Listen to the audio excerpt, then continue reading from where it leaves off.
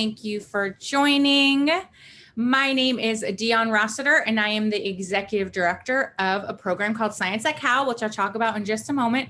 But welcome to our Midday Science Cafe for the month, leveraging the quantum realm, featuring two of our esteemed scientists at both UC Berkeley and Berkeley Labs, Dr. Sara Mouradian and Kasra Nowrouzi. So thank you for being here. We're excited to have you here, and we're just going to go ahead and get started. I want to remind you to save the date for our next Midday Science Cafe in April on the 15th. And we want to start with a land acknowledgement. We recognize that Berkeley sits on the Huchun territory, the ancestral and unceded land of the Ohlone people, the successors of the historic and sovereign Verona Band of Alameda County. This land was and continues to be of great importance to the Ohlone tribe and other familiar descendants of the Verona Band. Every member of the Berkeley community has and continues to benefit from the use and occupation of this land since the institution's founding in 1868.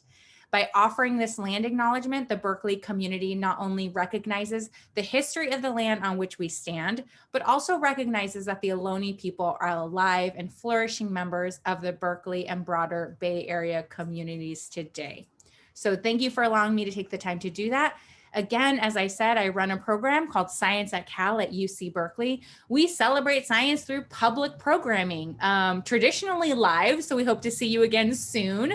But for the last year, we have been virtual like most things. So it's so exciting to see more people here than we normally would because our programs are open to all. We host science cafes, lectures, festivals, and more. You can find out more about our programming on the web.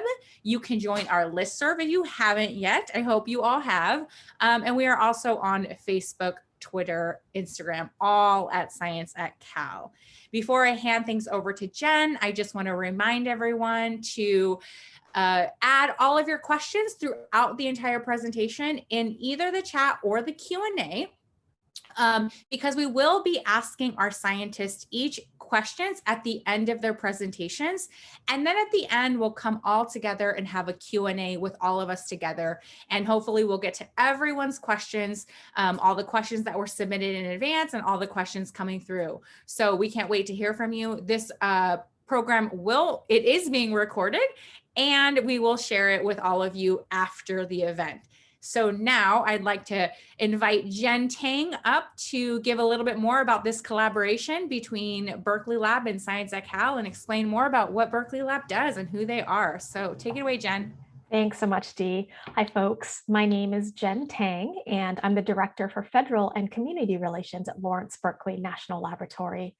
And as some of you might know, Berkeley Lab is one of 17 U.S. Department of Energy national research laboratories across the country.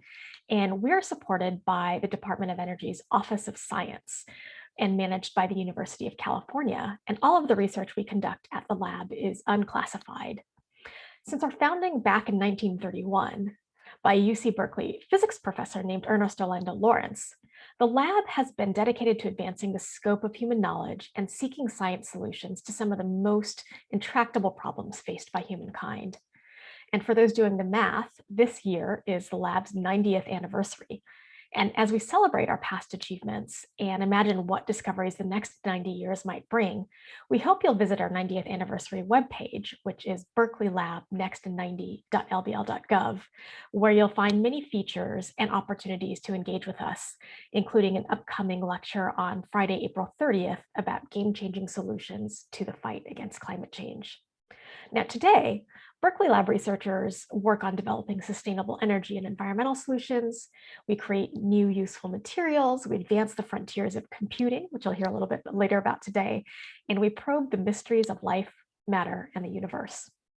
Our main campus is nestled in the Berkeley Hills above the UC Berkeley campus, and we employ about 4,000 people, about 1,700 of whom are scientists and engineers, and more than 500 of our employees are undergraduates and graduate students. These are scientists who are just beginning their research journey. Now, the lab's close proximity to Cal and the UC system have created a really unique and synergistic environment for scientific discovery. And a number of the lab's researchers are affiliated with one of the UC campuses, either as students, postdocs, or faculty who have joint appointments at the lab. And as you can imagine, our relationship with UC Berkeley is especially close, and our institutions have joined forces to advance science across many frontiers. One of the main motivations for creating the Midday Science Cafe series is to share with you examples of compelling and complementary research from both of our institutions. We hope you enjoyed today's presentation on quantum information science. Thanks so much, and Dee, back to you. Thank you, Jen. I am going to stop share, and I am going to invite our first speaker. Again, this is Dr. Sara Mouradian, and she is a researcher at the University of California, Berkeley, working in engineering quantum systems. She's particularly interested in the technologies which will allow us to increase the size and complexity of these systems. Sara studied at MIT in Boston before moving to the Bay Area. In her spare time, she enjoys cooking and exploring all of the beauty that California has to offer. So thank you, Sara. We can't wait to hear your talk. So take it away. Great. So first of all, thank you for the invitation to come speak here. So I'd like to begin today answering a simple question, which is, what is quantum mechanics? And so quantum mechanics are the laws that describe what happens at the atomic scale. So here we have a picture of a molecule, how these atoms bond together, what energy, different energy configurations this molecule can have, how this molecule interacts with other molecules, etc.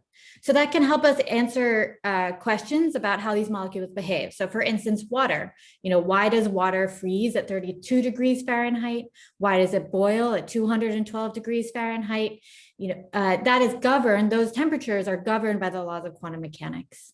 And this particular question might seem a little boring. If we wanted to know when water boiled, we can just heat it up and measure that temperature. But there are other questions that are harder to answer experimentally.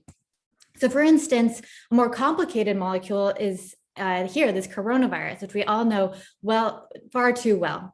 So there, as you may know, this virus attaches to cells with these little, these proteins on the outside, these spike proteins. So if we were able to simulate these proteins with, perhaps a quantum mechanical simulator, we could be able to answer the question more quickly, why is this coronavirus so infectious? And we could also perhaps design new drugs to attach to these binding mechanisms, or perhaps, remove these binding mechanisms to find ways to stop this virus. So this, of course, was first, understood by Richard Feynman, who has this quote: "Nature isn't classical, damn it. And if you want to make a simulation of nature, you'd better make it quantum mechanical. And by golly, it's a wonderful problem because it doesn't look so easy." So those are the two things I'd like to talk about today. Is first, how do we engineer a useful quantum system? What properties do we use? And what makes it so difficult? Why have we not been able to make a quantum computer yet? So first, I'd like to explain a little bit about quantum information. So first, let's talk about classical information. So we can, store information in many different things. For instance, this on and off light switch. This is, very similar to the 0 and 1 transistors that make up our classical computers. And, this is a very simple system. And if we have two friends both looking at this light switch, no matter how we look at it, it's always going to read off or 0.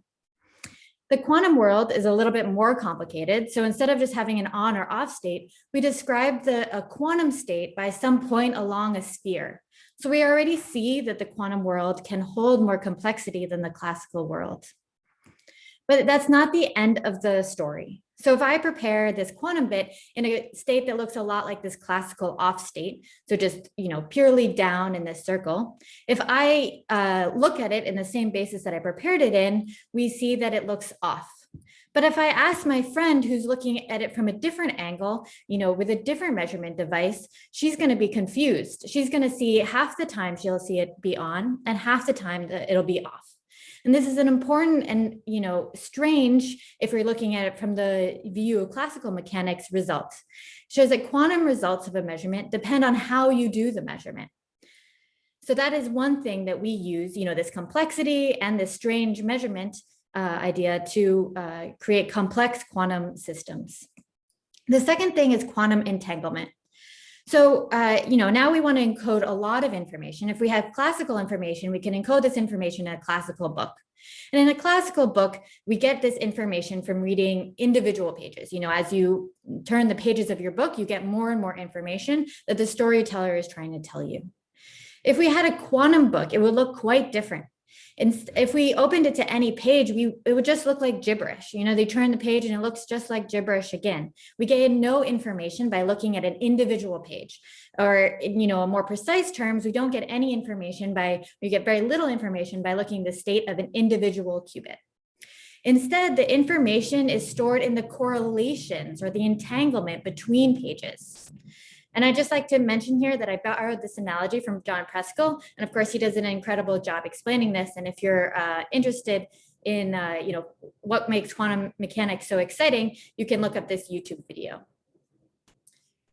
So that is why quantum is so strange or so different from the classical world. And so I'd like to now set out a timeline of where we have come from and where we're going in building up quantum technologies.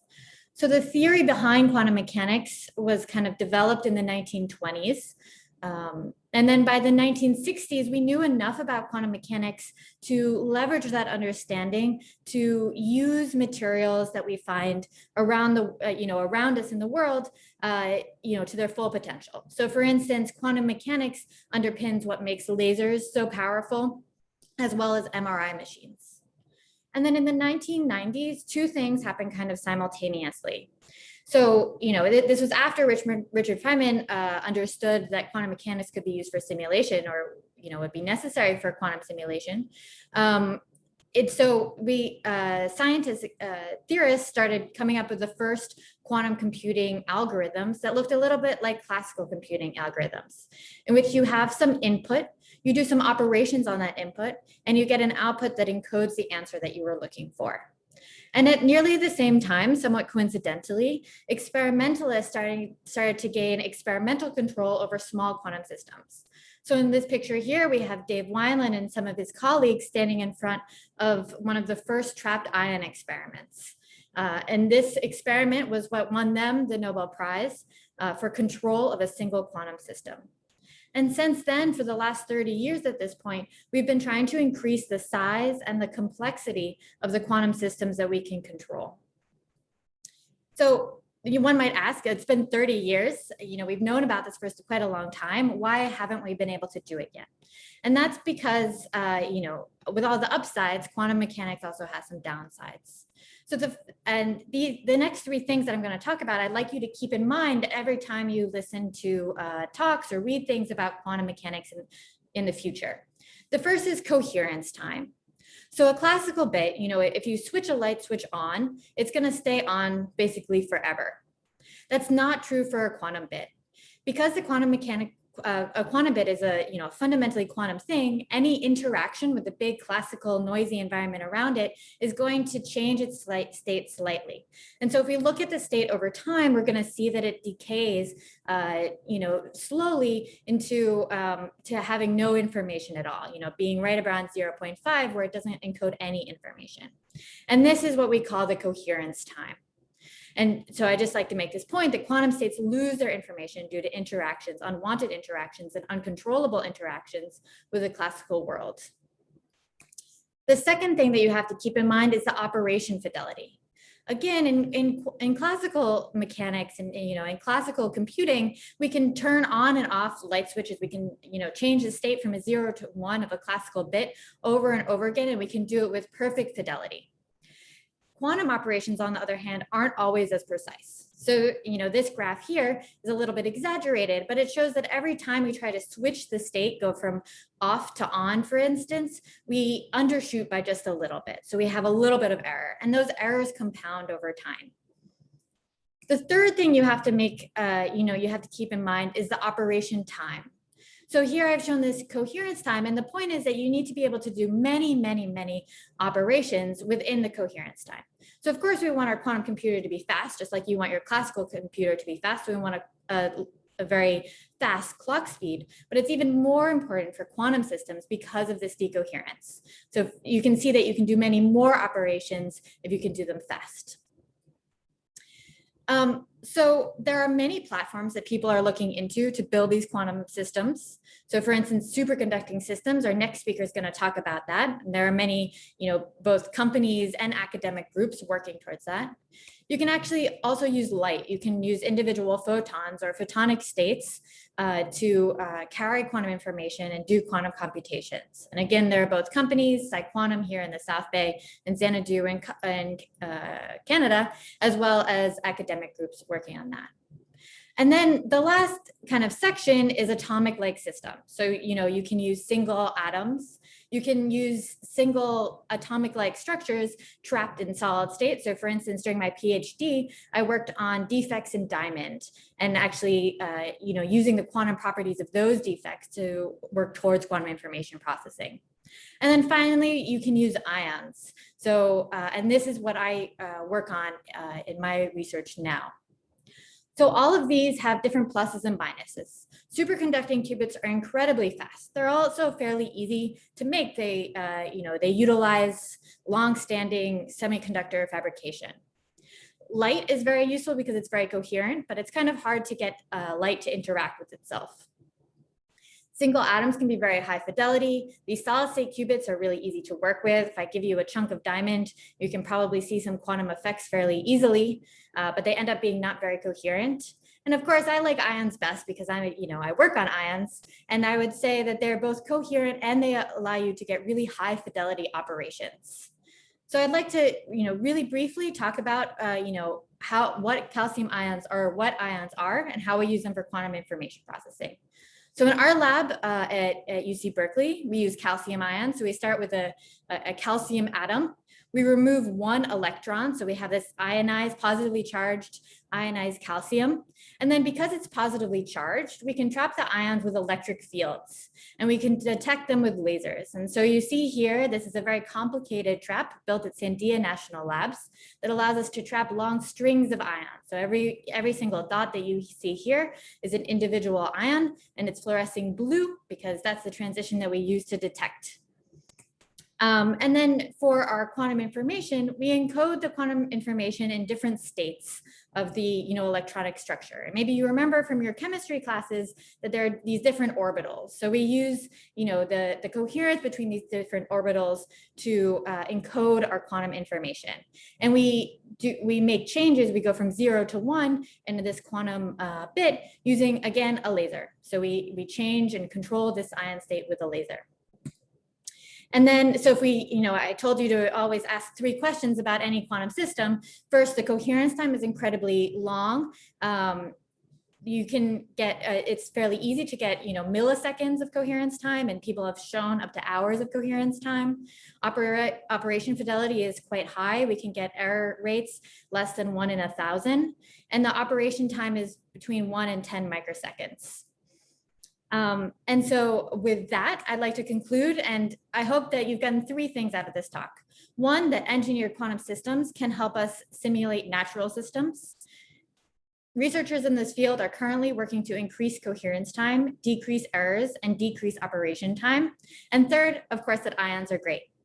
And with that, I will conclude. Lovely. Thank you, Sarah. That was wonderful. So I do have a question about something you said in your presentation. You said that it's hard for light to interact with itself. Explain that a little bit. Yeah, so light is, you can kind of think, you know, when you throw two balls at each other, or if you throw a ball at your brother, for instance, it'll like hit him and reflect back at you and, you know, hurt him, hopefully not very much. But if you take light, if you take a flashlight and point it at your brother, that's not going to hurt him. And that's because light doesn't interact very well with things surrounding it, which is good because it means that it's very coherent. It doesn't lose its state very easily, but it's bad because it means it's hard to change its state. Or maybe actually in quantum computing, the more apt description is you take two flashlights or two lasers and point them across each other. They're just going to go straight through each other as if nothing happened. But that won't happen if you throw two balls at each other. Got it. So I hope that that was clear for our audience member. Let me know if you have more questions about that. So how about this question? What are the biggest technological challenges as it relates to the trapped ions work that you do? Yeah.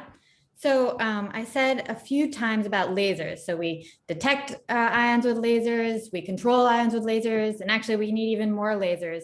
You know, I kind of put 2 here, but in the end we need almost 4 per ion. And you know, one, we need those really good lasers, high power, very stable lasers. That's difficult. And also we have to route that light to each of our ions individually. So, you know, laser sources and laser routing, I think, are the 2 biggest challenges.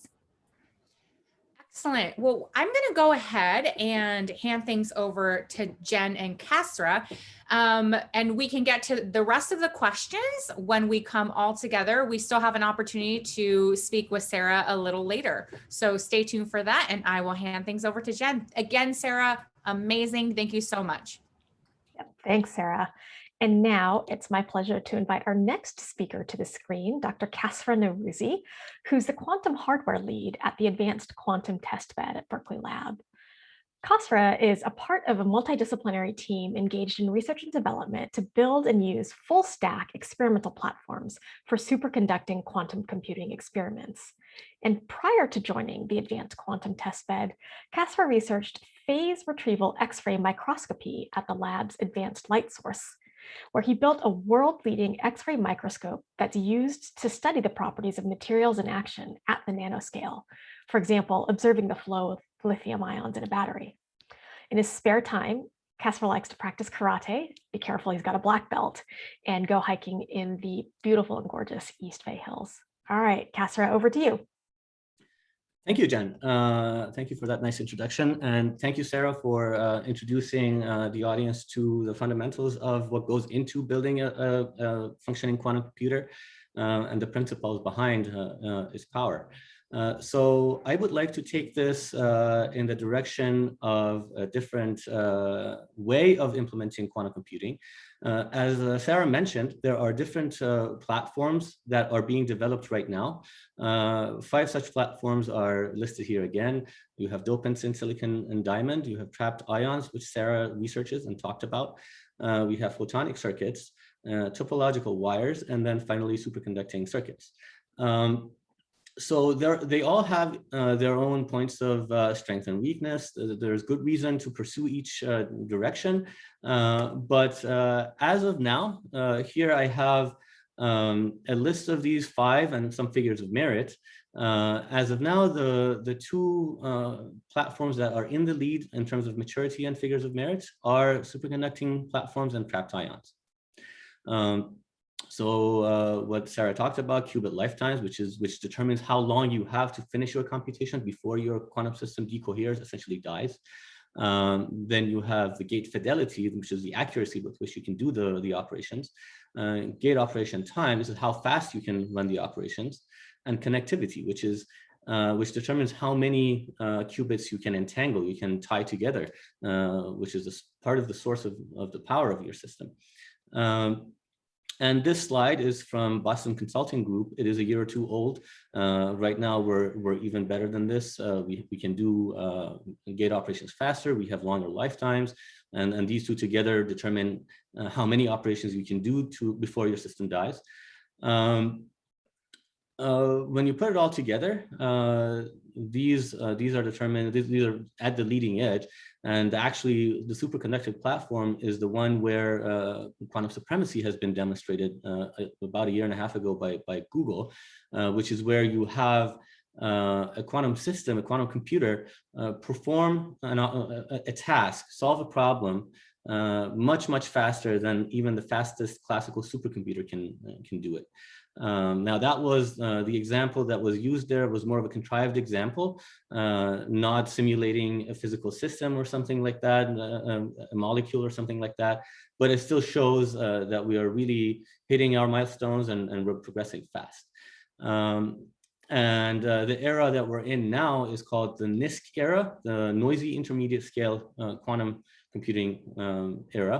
And this is where we will be for the next 5 or 10 years as we advance to a state where we can solve the problems with noise and with crosstalk, with all sorts of mechanisms for errors that limit our operations today, and as we extend the lifetime of our systems. So at the Lawrence Berkeley National Lab, we have we have basically built a program that brings together researchers from multiple divisions at Lawrence Berkeley National Lab, but also from UC Berkeley, the MIT Lincoln Lab, which is another national laboratory, and also a company by the name of Bleximo, who are experts at cryogenic engineering. We've brought all these people together from multiple disciplines and backgrounds to build really end-to-end platforms to do quantum computation. So here you see some of the elements that go into that. First, you have this dilution fridge, which is the picture probably that you're familiar with, you've seen in news releases and such. This is basically the platform that cools down the quantum chip to near absolute zero temperature, much colder than outer space even. Then you have the cryo packaging that houses your quantum chip and integrates it into the fridge. Then there are multiple kinds of control instrument stacks that generate pulses that you need to control the quantum device. And then, of course, you have the quantum chip, and a lot of architecture and engineering goes into that. At the end of the day, you need really multidisciplinary people from all backgrounds to work together to make all of this happen. So this is what we've done at the Advanced Quantum Testbed. We now have really fully functioning quantum computers there, and we're investigating both solving problems, using it to solve problems, but also using the platform to advance the state of quantum computing itself. But it all really starts with the qubit, the quantum bit, which is the fundamental unit of your quantum information processing. So we need a system that has different levels of energy. As Sarah explained in trapped ions, the ion itself, the atom, the different electron orbitals, that's the natural mechanism to do it. So we need a way to create an artificial system that acts like an atom, which means that it has discrete energy levels that are accessible to us. Something like this. You can select the lowest energy level to be your 0 state, and the next level up to be your 1 state. A way to engineer this, and this is going to be my one slide that has some technical notation on it, but don't worry if you're not familiar with it. If you have taken some introductory physics course, you might know that if you put a capacitor and an inductor in parallel, you get some sort of an oscillatory behavior that acts kind of like a pendulum. If you cool it down enough and make it really quantum mechanical, you get these discrete energy states. Now the problem is that this is a linear system, so you get 0 and 1, but you get multiple levels above that. So if you send in microwave pulses, if you send in the photons to transition between these levels, you have no control over which level it goes to. It's all the same. You can drive the system up and down indefinitely, roughly speaking. So you need a way to make it nonlinear so that the energy levels between these are different. And so to do this, we take advantage of an element called the Josephson Junction, And that replaces our classical inductor. So the Josephson Junction is a nonlinear element that is basically, it takes advantage of an insulator that is sandwiched between two layers of superconductors. And a superconductor, you can just think of it as something that allows some form of a current to flow without resistance. And this acts kind of like a nonlinear inductive element. And it gives you these different energy levels that are not the same amount apart. You actually put two of these in parallel, but that doesn't matter. This is a picture of an example of this fabricated in our labs. It is in size, it's really smaller than the thickness of a human hair. And a lot really goes into engineering this element and making it really high quality so that you don't lose your information to the environment. And then this needs to be cooled down to near absolute zero to sit in its ground state so that just the thermal energy from the environment doesn't excite it to occupy higher states, because that's what you need. When you're not doing computation with your system, when you're not intentionally driving it, you want it to be at the zero state. This is an example of the kind of engineering and characterization that goes into building these devices. Unfortunately, at Lawrence Berkeley National Lab, we have all sorts of teams at different divisions who both engineer these and cut these, put them under electron microscopes and such to look at their properties so that we can iterate and improve upon them to make these higher quality elements. So once you have this transmon qubit, then you need to build a quantum processor out of it. So much like in your classical computer, you have a CPU. In a quantum computer, you have a QPU, the quantum processing unit. And this is an example of what it might look like. So the green elements there in the picture, those are the transmons. You drive these transmons with through those blue lines. So those are basically microwave drive lines where you send in microwave photons around 5 gigahertz or so to drive them between 0 and 1 and any state in between. Then you need a way to entangle these and have them basically feel each other.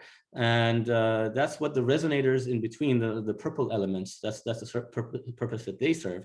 You can kind of think of this together, the transmon as being a pendulum and the resonator there in between as kind of a spring. So if one pendulum is swinging, the other pendulum feels it through that spring in between. And then at the end of your computation, you want to be able to read out the state of the transmon. And for that, you have those red elements, which are again kind of spring-like elements, resonators, and they couple to the light blue line, which is the readout line. And you can read out multiple of these at the same time. So this is an example. This is not the only way you can do this. There are multiple ways, and we have been working on developing all sorts of fancier quantum processing units. But this will kind of give you a sense of what a quantum computing chip looks like. And as you see, many decades of lithographic developments in Silicon Valley and other places has really gone into building something like this. We're really taking advantage and standing on the shoulder of giants who have developed all of this previously for classical computing and classical electronics.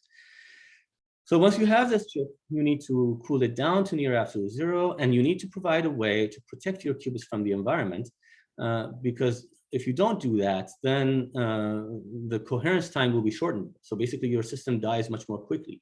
And this is kind of one of the paradoxical puzzles at the core of quantum computing is you need to be able to control your qubits. So you need to have a path to the outside world, but at the same time, you want to be able to fully protect it from any other unwanted interaction. And doing both at the same time is a very difficult task. And so that is basically the engineering challenge that goes into building the rest of the system. So you take this quantum processing unit, then you wire bond it inside some cryo packaging, which means a box essentially that has connectors to the outside world. And then you put this under at the very bottom of this dilution refrigerator, which is cooled to about 10 millikelvin. In Fahrenheit is noted there, negative 459.65 Fahrenheit. And as you see, there are multiple wires here that basically take you from above the fridge room temperature all the way down to below where your box sits. And the task of these, so I have a schematic here. You don't really need to understand what all of those little boxes and figures here mean. The point here is that this is actually kind of a simple version of what goes into solving that puzzle of keeping the qubits protected, yet providing access to the outside world to send in signals and take out signals. And here on the left, I have a picture of what happens below, all of the cryoengineering that goes into building a pathway between the signals coming in and then communicating with your quantum processor here at the very bottom. So to point again to the hierarchy of where we're standing, you need all sorts of digital electronics outside of your fridge. Then you have analog pathways going into the fridge, and it's really at the very bottom is where the quantum stuff happens, and the quantum processing, quantum signals. This, points out the complexity. This is not something that would have been doable a few decades ago, right? Because the last century really has seen the development of electronics in the classical sense, both digital and analog. And that is why we are now able to build the quantum elements at the very bottom. So we are really taking advantage of what has come before us. So finally, you have your quantum computer. You have everything that is needed to do your computation. What can you do with it? So as Sarah mentioned, Richard Feynman, decades ago in the 80s, proposed this scheme of computation mainly to simulate how nature works. This is really computing as nature intended, right? This is well suited to solve problems and help us understand how atoms come together to form molecules to have different properties. So we're not there yet where we can simulate really complicated molecules to build, develop new drugs or build new materials that serve particular purposes. But what we can do now is really start moving in that direction. So what I'm showing here is an example of this that was done in collaboration between Berkeley Lab and UC Berkeley about 3 or 4 years ago. This is a simulation of the hydrogen molecule. And so basically what you're seeing, and so the question is, the hydrogen molecule is made of 2 hydrogen atoms, and the configuration there, you have really 1 degree of freedom. You have 1 parameter that you need to solve for, and that is, what is the distance between the atoms to make the molecule be stable and stay in place as a molecule, instead of the 2 atoms go in different directions and fall apart. And you see the different energy states as simulated on a quantum computer, on our quantum computer. The dots here are basically points that we solve for, and the lines are theory, predicted theory. And you see the blue line, the blue shows the lowest state, the ground state of the hydrogen molecule. And at the lowest level, this is the point of lowest potential energy, which is where the system is stable. This is where you get the hydrogen molecule. And so that's basically, that's about half an angstrom. And it agrees perfectly with what you would expect. So we've shown that the problem for which quantum computing was proposed can be solved. We have solved it, and we are going in the direction of applying this to larger and much more complicated molecules. And the hope is that in a few years, we will be able to simulate much more complicated molecules to develop new drugs and build new materials. But really where we are now, after so many decades, it's a kind of a useful analogy. It's not a perfect analogy. Some things are a bit different now, but if you think of classical computing, the way it was developed, in the 1940s, we had functioning computers that used vacuum tubes, these really large elements. And you had IBM building rooms full of these vacuum tubes and wiring them together to build computers that worked. Then in the 1950s, the transistor was developed at Bell Labs. And many of these were put together and built in a different way. And that's how you got integrated circuits. And then finally microprocessors in the 1970s and going forward. And that's how you have your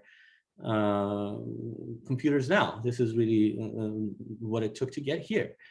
And you can really argue that as far as this analogy goes, we're really in that vacuum tube stage, right? We have finally demonstrated after many decades that we have functioning quantum computers. And where we go from here is an open question. And it takes really all of the might of the best scientists in the world to work together, pursue different paths, and try all sorts of different ideas to finally get us to a place where quantum computers can reach their full potential. But the promise is there. It is well understood by everyone, and not just in academia and national labs, but also in a whole host of companies in different industrial sectors. So I have a few of these again from the Boston Consulting Group, in the high tech, industrial goods, chemistry and pharma, finance and energy. And this really goes beyond just simulating physical systems now. I have some of the other applications on the left here, pattern detection, Fourier analysis, efficiently searching a large database, and so on. If some of these might ring a bell with more technically minded people, but it is understood now that there is huge potential in this, and everybody's working together. Companies have their own groups pursuing quantum computing. And we're all working together, scientists across the fields, different fields that feed into quantum computing to solve this grand challenge. And there are many different ways to do it, but we're hopeful that with persistence, we'll get there in a few years or decades. So with that, I conclude my talk, and thank you everyone for the attention. Thanks, Kasra, for that really interesting talk. So we've got a couple questions for you before we invite Sarah and Dee back to the screen. So let me ask this first. We got a couple of people wanting to know a little bit more about the dilution refrigerator. So could you talk a little bit more about what it does, why you need it, and if cooling is such an issue, what about putting the actual processing units, on the moon or in space? Right. Yeah, that's a very good question. So the dilution refrigerator, so it has two tasks really. And the first task is just cooling down to near absolute zero. So tying into that second question, why not in space or on the moon? Forgetting the fact that it costs a lot, and it's almost, getting things up there is not that easy, while providing easy access so that you can modify the system. Even if you could do that, it would still not be cold enough. That's the problem. So outside space, outer space, just due to cosmic microwave background radiation from the Big Bang, from the origins of the universe, outer space sits at above a Kelvin. And for this, we need something in the 10 millikelvin regime, so 100 times colder. This is what the dilution fridge does. And it's engineered to do that through basically the phase dynamics of different isotopes of helium. So that's its first task.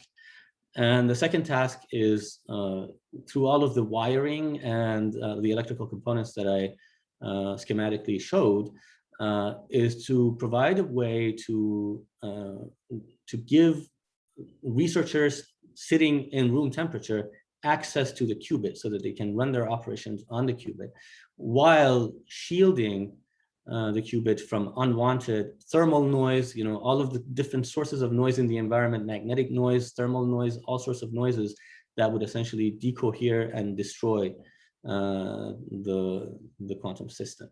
So that's the two jobs that it does, and it does it pretty well at this point. Got it. Thanks for that explanation. So we've got a bit of a technical question for you. What might be the lower limit on the time scale of quantum bit flipping?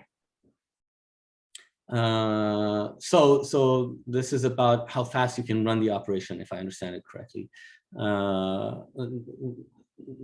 Since you're asking about the lower limit, meaning that you want to know how fast we're going, the challenge there. I don't know how technical I should get about this one, but you can really, with the state of the room temperature controlled instruments that you have, it is possible to do it really fast. And this is part of the power of the superconducting systems, as opposed to trapped ions and other systems where you will take much longer. With superconducting systems, you can go as fast as something like 10 nanoseconds, or these is actually even close to 5 nanoseconds. The problem, and you can try to go faster than that. The problem is when you shorten the time of these pulses in the frequency space, you get more of a spread. And what that does is that it tends to then drive unwanted transitions, so that you're not just going from 0 to 1, but from 1 to 2, and it drives other transitions that you don't want. So if you want to really be able to get a pure signal that is kind of sharp in the frequency domain, so that you're really addressing the exact transition that you want, you have to make that trade-off so that your pulse is a little bit longer. So nowadays it's about 5 nanoseconds, but that is actually an active area of research, pulse shaping, so that you can try to drive these systems faster and faster. Got it. Thanks so much, Kasra. Why don't we do this? Let us invite Sarah and Dee back to the screen, and we've got several more questions for both you and Sarah to answer from our audience. You know what? And I'm going to ask you, Kasra, to leave your screen up right here. Oh, yeah, go back, because there are many questions coming through, and I think that. So I'm going to read these both. I'm going to read these to both of you, and you can chime in. And I think that this slide is really helpful for these questions, because you talked about this, but maybe giving some actual examples. So the questions, there's been several that have sounded similar. So what are some examples of, and this is before you got to this slide, so I want to point that out, but what are some examples of the average man on the streets, why an average man on the streets would care whether or not we have quantum computers? Mm-hmm. What kinds of things, real world examples, will quantum computers be able to do that classical computers cannot? Decrypt encryption keys and reveal the content of encrypted data, etc.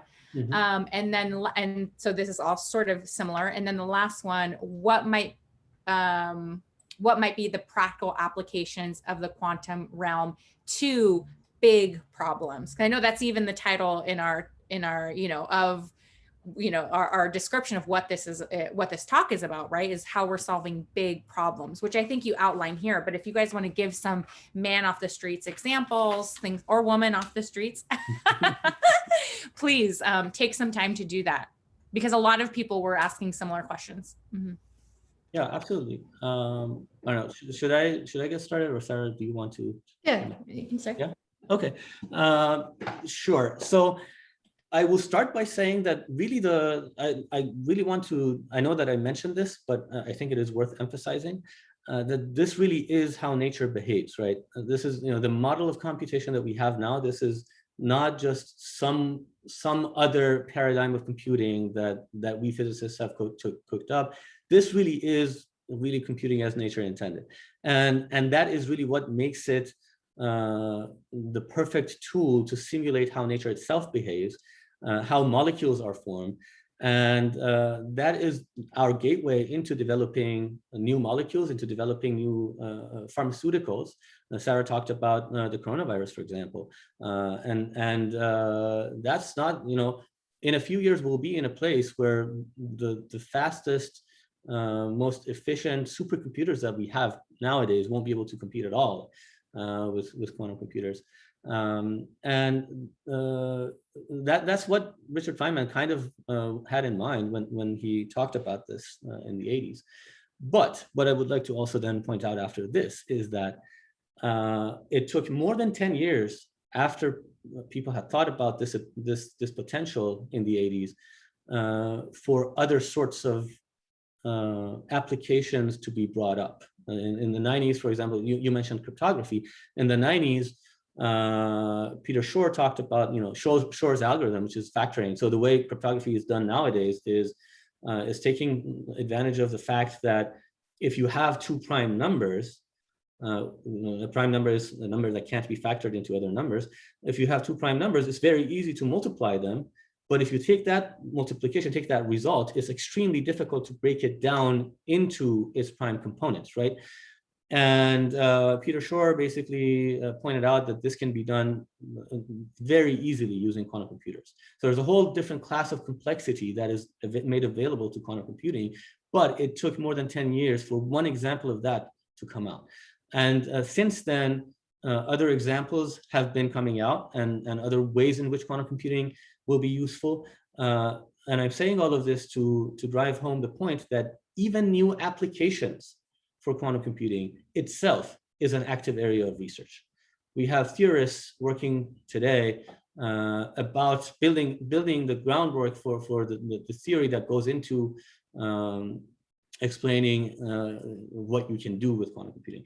But it is, some examples I have on the left here, for example, efficiently searching a large database, that takes advantage of the fact that you're in superposition, in 0 and 1 simultaneously, right? So that gives you the ability to search a wide computational space simultaneously, statistically speaking, without having to go through it in a deterministic way, one by one. So these are some of the elements that go into answering that question. Yeah, it's very much an active area of research. There will be, we're only getting stronger and stronger and coming up with new applications, and that's why it is so active both in academia and national labs, but also in all of these industrial companies, as you see on the right. Everybody's working on this. Sorry for that long-winded answer. No, I hope the answer was somewhere in there. It's in there. I think if there was ever a case for funding basic research, there it is, right? The possibilities are endless. Discovering new and new technologies using quantum computing. I mean, I think that's that. Sarah, do you want to chime in? Do you have any specific examples or things that our audience might want to hear in addition to what Kasra said? Yeah, I think that pretty much covers it. I think it is an important thing to note that people are still, pushing the frontiers of what quantum computing can give us. And also to point out that, as Kasra mentioned, we're kind of in the 60s of quantum computing, where with respect to classical computing in the 60s. And so back then we never could have imagined all the different applications. And I think as we build, more and more complex quantum systems, it'll be easier for theorists to come up with new algorithms, we'll get more and more applications as time goes on. What an exciting space to be. This is very cool. So as it relates to one of these potential areas where quantum computing might help, we have a question specifically asking, a lot has been written about how much energy is being consumed by the use of Bitcoin and blockchain.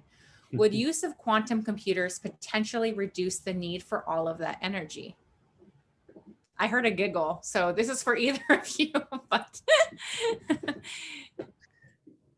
I think that's a difficult question. Maybe Kasra has a better answer, but right now we're really at the infancy of quantum computing, and I wouldn't want to say either way of the energy requirements.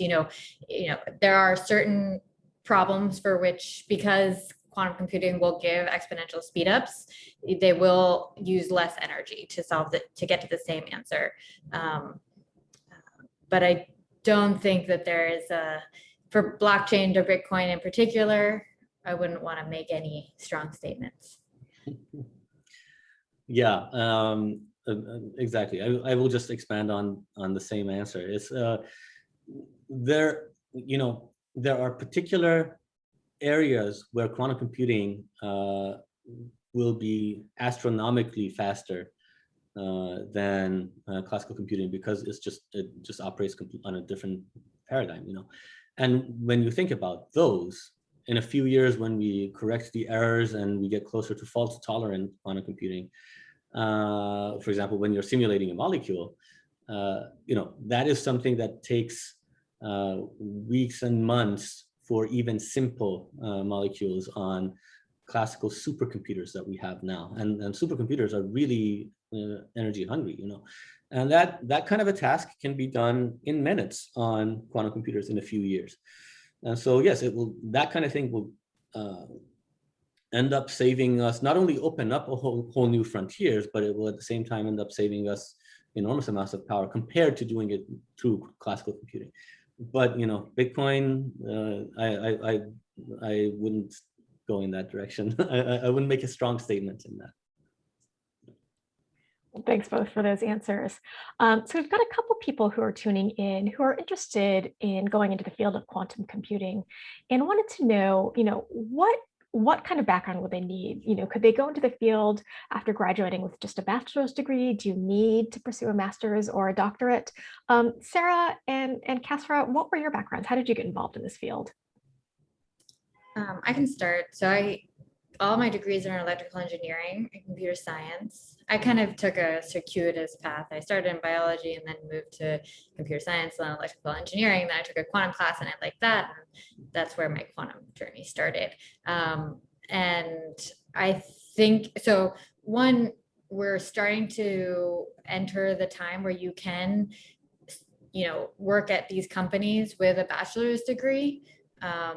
You know, like any other industry, the more schooling you have, the more complex, or, you know, you can work on more complex problems right after school. But that's not to say you can also learn that on the job.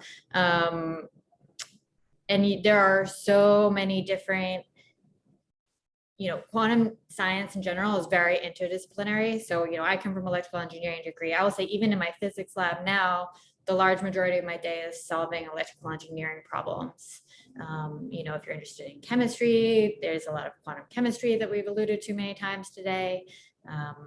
Physics, obviously, math, computer science, and there are many different paths to get involved.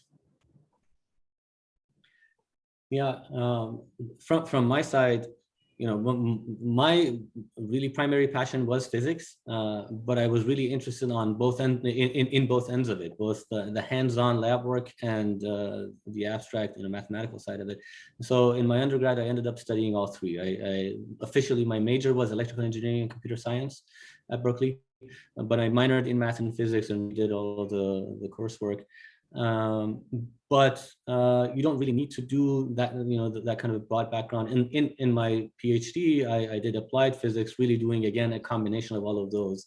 That's the label, applied physics is just a label, but yeah, ended up doing electrical engineering and all the other stuff.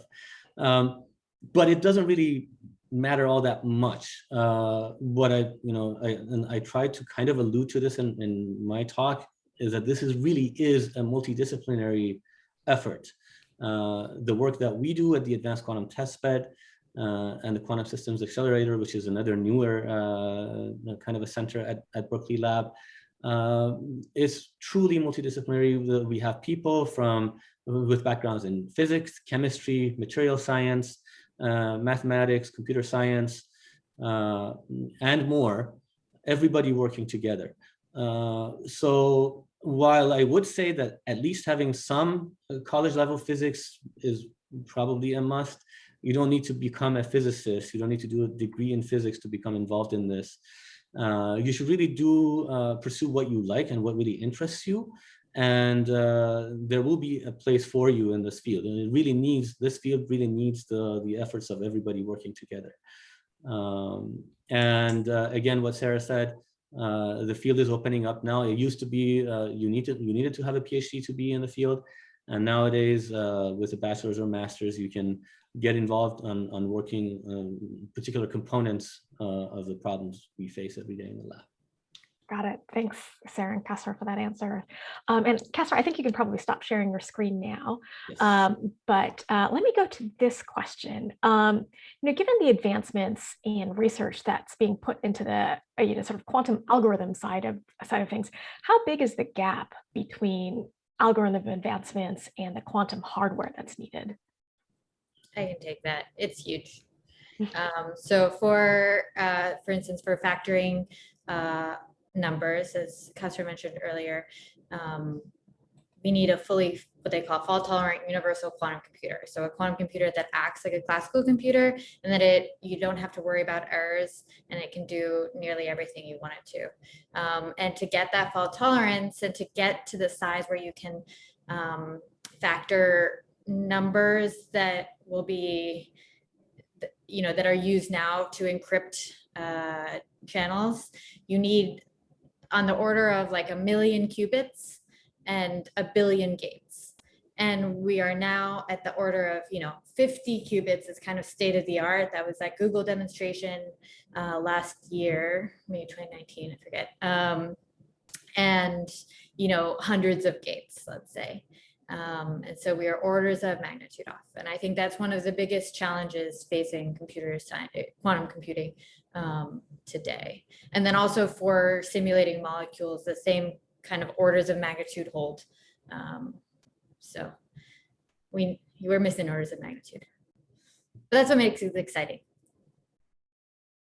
Yeah, I mean, but that's true of, I would like to add that that's really true of most other things, most other fields of science as well. Theory is always ahead of experiment and application, right? And but we're working closely, theorists and experimentalists, everybody's working closely together, and one informs the other always. Thank you both for those answers. So thinking about the things we're going to think about, right, which is what Sarah had, we're going to think about coherency and error and these sorts of the 3 pillars of quantum computing. I'm going to give you 2 questions. One, what main challenges do you face when trying to reduce errors? And I guess, where do these errors even come from in the first place? So where are the errors coming from? And then given coherence time limitations, does that mean that quantum computing is only for processing and not for storage? So that was related to the last question a bit too. So Sarah, maybe if you want to start. Yeah, so the answers will be probably slightly different for both of us. So in trapped ion qubits, most of the errors actually come from the control fields themselves. So we're fairly good at isolating trapped ions, but then we need to control them, and it's those control mechanisms that give us errors. So noise on our lasers, for instance, or noisy magnetic fields, because we use magnetic fields to kind of define our qubit levels. And so if those become noisy, then our qubit becomes noisy. So those are kind of the 2 main fidelity and coherence time limitations. There are also, we see some noise from surfaces. There are obviously other caveats. And once you remove one source of noise, then another source of noise becomes dominant. So it's kind of a never-ending struggle. And then there was a question about quantum memories. And I would say that is, I think in general, that's true. We're never going to kind of get a solid state. When you think of your solid state hard drive, where, you can take one that's been sitting on your table for the last 20 years, and if you could hook it up to your computer, you could read it out again. That probably, you won't see that in a quantum realm anytime soon, although never say never. But I will also point out an important point is that even if there's this decoherence, it has been shown that you can correct for errors and get an overall, a logical qubit or a logical system that has errors that are less than the errors of your individual physical qubits. So we kind of can extend past that coherence time. We don't need to do all of our computation within that coherence time. We can play some tricks. Oh, interesting. And so would those corrections change through time then? Yeah, so it's kind of like, if you know classical error correction, you can, if you wanted to send a state 0 across a noisy channel, instead you could send a bunch of zeros. So you encode your small state into a larger system. And the same thing, you can do a very similar thing in quantum computing. Well, interesting. So Kasra, do you want to answer those two questions from your specific field? Sure. Yeah. It is. I mean, that's really the part of the bane of our existence is all of those different sources of errors, and there's a whole lot of them, and not all of them are really all that well understood. Actually, this is an active area of research on its own, both characterizing these errors and mitigating them. There's a whole field called quantum characterization, verification, and validation, QCVV. And there are both companies that do this. For example, Quantum Benchmark, that's basically the product that they develop and offer, and we work with them. Partly they work closely with researchers in the field, and I would also like to give a shout out to the Quantum Performance Lab at the Sandia National Labs, who also works on this. It's really an active area of research to find different ways of characterizing the errors that come up and mitigating them both through algorithmic solutions and also hardware engineering. And to give an example of some of these errors, there's something called crosstalk, which means that you want to address one qubit, but then you end up addressing other qubits at the same time unintentionally. Then there are couplings between qubits that are always there, and you don't want them to be there, and that needs to be engineered out. There are sources of thermal noise, and that's what the dilution fridge is partly engineered to address. All different sources of errors. And to draw an analogy again with classical computing, when I did my bachelor's in electrical engineering and computer science a few years ago, I never had to take a course on errors and error correction in classical computing. And if I had done that same program 10 or 20 years earlier, I think even up until the 90s, anybody graduating with a degree that had computer science in it somewhere would have to take a course on error correction, so that they would need to know how to handle errors that arise. And we don't think about that anymore. It took several decades, but we basically think of classical computing as error-free these days. You graduate with a degree in computer science and you never learn how to handle those, right? That's where we are now. And in quantum computing, we're still trying to figure out exactly what the errors are, So yeah. And then quantum memory, yeah, that's kind of like nowadays it's still in the realm of unicorns for us. It is yeah, as Sarah said, I ditto. It's we're not going to get to that state of quantum memory where you have a solid state drive, where you have something and you store your quantum information there and stays there for months or years or even minutes or seconds. We're not anywhere close. People are working on different schemes so that if you have longer coherence times, we can do something about that for very short periods of time. But no, we don't really have quantum memory nowadays. But again, as Sarah said, we don't need to do all of our quantum computation in one go. So there's, for example, the example of the hydrogen molecule that I showed, that was done through something called the quantum variational eigensolver. And it's basically a combination of a quantum computer and a classical computer working hand in hand. You do part of your computation in the quantum computer, you read out the results of that, do some processing in your classical computer, and then you feed that information back into your quantum computer to do the next step of quantum computation. And so the two really work hand in hand together. So just because the coherence times are short, it doesn't mean that is all of the time you have. There are all sorts of smart schemes you can come up with to get around that to some degree. Got it. Thanks both. So one question for you about applications, and in particular applications for artificial intelligence. Each of the neurons in our own sort of human brains are unique, but current robots, all use the same, let's call them neurons. Will quantum computing be able to create better AI? This is a huge area of research at the moment. And as far as I know, there have been no proven speedups, but there is a lot of hope that we could get there.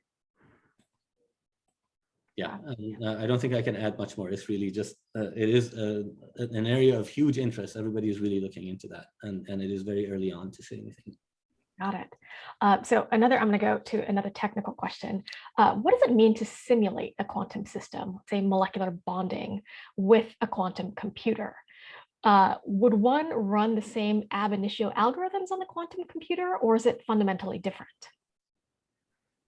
It would be, as I don't know much about quantum chemistry, or the field of classical quantum chemistry, but I think it is fairly different. So the idea here is that the dynamics of a quantum systems, or a molecule as a quantum system, are governed by what we call unitary matrices. And these are the same things that govern a artificial quantum system. And so we can, again, this is a huge field of theoretical research, but we can, encode the same dynamics and, energy propagation through time on a quantum computer. So you take your system, you think of some tricks to encode it in the simplest way possible on your engineered quantum system, and then run time forward and see what happens. Got it. Thanks, Sarah. So a couple more questions. People are very interested in the dilution refrigerator. One question is, are those off-the-shelf parts, or are you having to create bespoke systems every time you create a quantum system?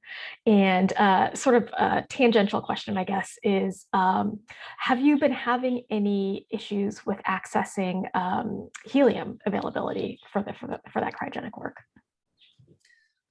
Yeah, good questions. So the first part, it used to be up until 10, 20 years ago that a lot of people were building their own dilution fridges. And we actually, in our own lab at UC Berkeley, where we started before the Advanced Quantum Testbed, we had one or two of these systems that we built.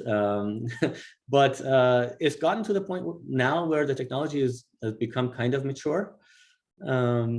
And you can really buy the dilution fridge to some degree wired up just commercially, and they work really well. Still, there are parts that you need to build yourself. There are particular amplifiers, for example, that amplify single photons essentially coming out, and you can't really buy those commercially yet.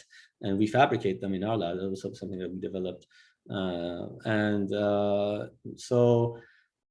There are parts of the system, definitely the most cutting edge parts, you have to build your own, and we do that. And that's part of what the engineering side of things that go into it. And then for the second part of the question, helium availability. So that's a very specific, interesting question. So I mentioned we take advantage of, there are different isotopes of helium, right? Helium-4, just using a compressor, you can get down to 4 Kelvin. To get down to 10 millikelvin, to get below that 4 Kelvin level, you need to take advantage of the phase dynamics between helium-3 and helium-4. And helium-3 isotope, that is the trickier part to produce.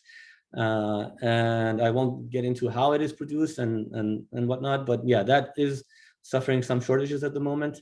We haven't had any big issues. There's a good supply still for research, but yeah, it would always be good to have more, I guess. Excellent. So we are going to ask 2 more questions because I want to make sure to get to as many as the ones that have rolled in from the audience. So the first one is, what is the main interaction with the environment that actually causes decoherence? Entanglement, photons, gravity, those sorts of things. Yeah, so it's different for, I think there are some similarities with the different platforms, but there are some differences as well. I guess I will answer it from my side, and then Sarah can chime in from her side. It's a number of different things. You can think of in order to communicate with the quantum processor, you have to wire it up. You have to connect like a coaxial RF cable to it. And that provides a pathway for thermal energy to get in, right? You have a wire running from your room temperature all the way down to 0 Kelvin. And that pathway provides thermal conduction. And thermal noise, the phonons, just thermal noise is essentially atoms just jiggling, right? And if that vibrates all the way to your quantum processor and couples to it, that is a source of decoherence, right? So you have to do some cryogenic engineering to try to isolate that out as much as possible. But then there are other sources. There's magnetic noise. So we have magnetic shielding, for example, the Josephson junctions and the loops of them that I mentioned briefly that build up the transmon. Those are very sensitive. They actually can be used as aside from computation, they can be used as magnetic sensors. Something called a SQUID, the superconducting quantum interference device. And the fact that they can be used as really highly sensitive magnetic sensors means that if you use them for computation, the magnetic noise is interfering with the computation itself. So you have to shield against that.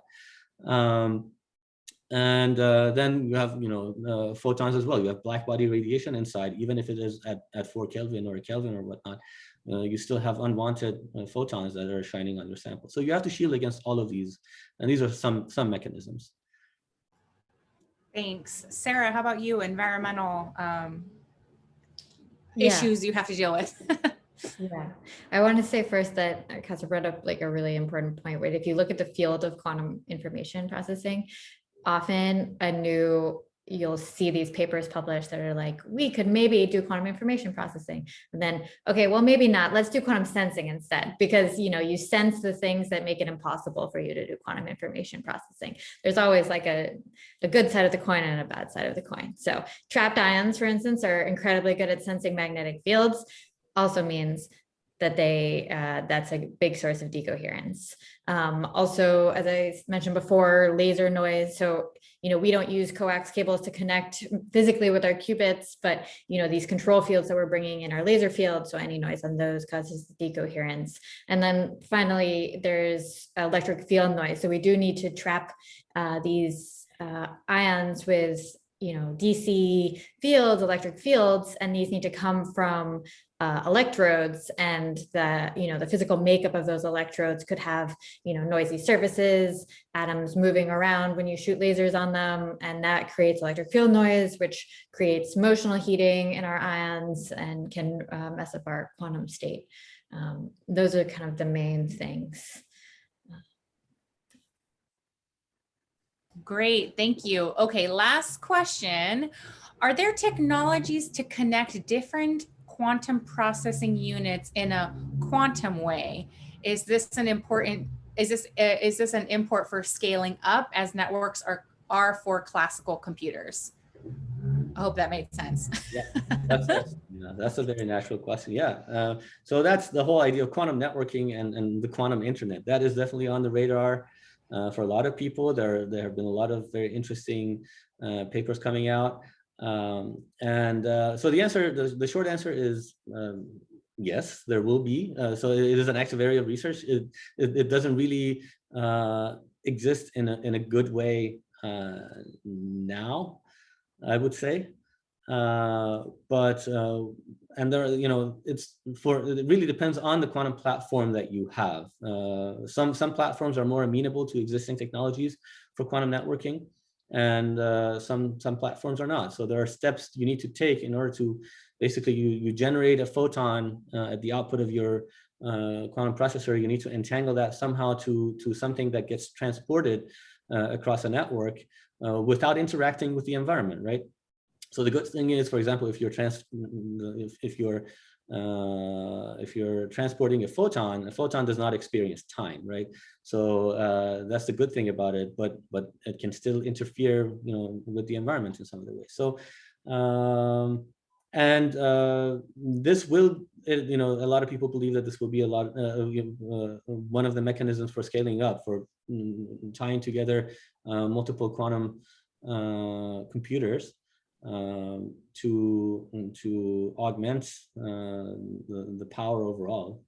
And who knows? Yeah, maybe one day we will have a quantum internet where you can connect quantum computers from different institutions and places from around the world. But it's a very interesting challenge, and a lot of people are working on it. I will just add to that for superconducting qubits, it's particularly hard to network, but for atomic-like systems, it comes quite naturally to network them together with optical fields because we can read out their states into, a quantum optical field. And then those can be fairly easily transmitted. So there have been, small quantum networks demonstrated, in Delft and Boston, and other places in China. So yeah, it is possible, and it's a huge area of research. I'm just going to say that before we wrap up, Jen, that people have been asking for resources, and maybe some of you talked about different books. So maybe after this, we can collect those from you. And when we send our thank you emails to the people who have been on this, who joined us today, we can add some of those resources. Does that sound good? Yeah, absolutely. Okay. Wonderful. I can't believe how quickly the time went by this afternoon. So fast. We're at the end of our event. And before we close, I want to thank Kasra and Sarah one more time for the presentations. I want to thank the audience for tuning in and asking really fantastic questions. If you want to stay up to date on research coming out of our institutions, you can visit science@cal.berkeley.edu or lbl.gov. Don't forget to tune in to next month's presentation. We're going to be talking about the energy-water nexus. And I'll just say thanks again. I hope everyone has a great afternoon. Incredibly fabulous. Thank you, guys. Thanks, everyone. Bye.